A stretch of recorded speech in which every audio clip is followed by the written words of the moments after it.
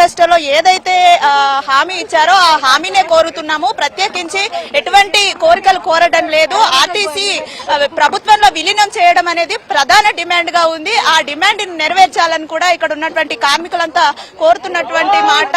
ఈ రోజు cabinet meeting ఉన్నటువంటి నేపథ్యంలో తమకు సానుకూలంగా కూడా రెస్పాన్స్ వస్తుందనే ఆశాభావాన్ని అయితే ఇక్కడ ఉన్నటువంటి ఆర్టీసీ కార్మికులంతా కూడా వ్యక్తం చేస్తూ ఉన్నారు. మరోవైపు ప్రయాణికులు కూడా ఇక్కడ మనం విజువల్స్ లో చూడొచ్చు. బస్ స్టాపుల్లో చిన్న పిల్లలతోటి వేచి ఉన్నటువంటి దృశ్యాలు అయితే మనకు కనిపిస్తూ ఉన్నాయి. అడపాదడపా బస్సులు తప్ప ఎక్కువగా అయితే బస్సులు తిరగకపోవడంతో తీవ్రంగా ఇబ్బందులు పడుతూ ఉన్నారు. ప్రతినిత్యం కూడా గ్రేటర్ నుండి వివిధ జిల్లాలకు అయితే బస్సులు ప్రయాణిస్తూ ఉంటాయి. ఇక్కడ నుంచి వివిధ జిల్లాలకు వెళ్లేటువంటి ప్రయాణికులంతా తీవ్ర ఇబ్బందులు పడుతున్నటువంటి సిచ్యువేషన్ అయితే మనకు కనిపిస్తూ ఉంది. అంటే ఇప్పుడు వేసవి సెలవులు కూడా వచ్చినటువంటి నేపథ్యం ఉంది. ఇక ఉదయం సాయంత్రం వేళల్లో ఉద్యోగాలకు వెళ్లేవారు, కొన్ని కాలేజీలకు వెళ్లేవారు స్టూడెంట్స్ కూడా తీవ్ర ఇబ్బందులను ఎదుర్కొంటున్నటువంటి సిచ్యువేషన్స్ అయితే మనకు కనిపిస్తున్నాయి. చూడొచ్చు, హాస్టళ్లను వెకేట్ చేసి సొంతూర్లకు వెళ్లేటువంటి విద్యార్థులంతా కూడా ఇక్కడ బస్ స్టాపుల్లోకి వచ్చి బస్సులు లేకుండా తీవ్ర ఇబ్బందులను ఫేస్ చేస్తున్నటువంటి సిచ్యువేషన్ అయితే మనకు కనిపిస్తుంది. చూడొచ్చు, చిన్నారులు కూడా మనకు కనిపిస్తున్నారు విజువల్స్ లో. మేడం చెప్పండి, ఎక్కడికి వెళ్ళాలి మీరు? ఎలా అంటే బస్సుల గురించి చెప్పండి, ఏమైనా దొరుకుతున్నాయా? ఎప్పుడు వచ్చారు?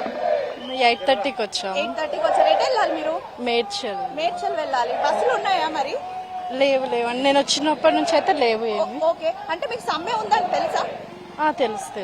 ఓకే, తెలిసినా కూడా వచ్చారు. అంటే ఏ విధంగా వచ్చారు? తెలిసినా కూడా ఎమర్జెన్సీ వెళ్ళాలి, కంపల్సరీ వెళ్ళాలి కాబట్టి వచ్చాము.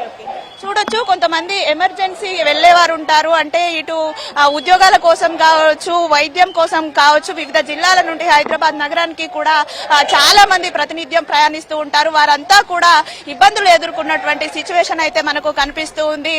జేబీఎస్ నుండే కాదు, హైదరాబాద్ నగర వ్యాప్తంగా కూడా అన్ని డిపోల దగ్గర కూడా ప్రయాణికులు బస్సుల కోసం వేచి చూస్తున్నటువంటి సిచ్యువేషన్స్ అయితే మనకు కనిపిస్తూ ఉన్నాయి. అడపాదడప బస్సులు తప్ప, ప్రైవేట్ వాహనాలు తప్ప ఆర్టీసీకి సంబంధించి ఏ బస్సు కూడా బయటకు వెళ్లడం లేదు అని కూడా మనకు అధికారులు చెప్తున్నటువంటి మాట. అయితే ఇటు ఆర్టీసీ అధికారులు ఏవైతే జేఏసీ వాళ్ళు ఉన్నారో, జేఏసీ కమిటీ నాయకులు కూడా ప్రభుత్వం చర్చలకు పిలిస్తే కనుక తాము రావడానికి సిద్ధంగా ఉన్నామని చెప్తూ ఉన్నారు. అయితే వీరు ముందు పెడుతున్నటువంటి ఏదైతే ఆర్టీసీ విలీనము 30% జీతాలకు సంబంధించినటువంటి డిమాండ్లు ఉన్నాయో అవి సాంకేతికమైనవి, ఆర్థిక అంశాలతో ముడిపడినవి కాబట్టి వాటి మీద కొంత సమయాన్ని అధికారులు కోరుతున్నారు. కానీ వాటిని వెంటనే నెరవేర్చాలని కూడా ఇటు జేఏసీ నాయకులు అడుగుతున్నటువంటి మాట. అయితే ఈ రోజు కేబినెట్ మీటింగ్ ఉన్నటువంటి నేపథ్యంలో ఎటువంటి ఫలితం వస్తుందనేది వేచి చూడాల్సి ఉంది. Suvarna, right, thank you for the updates.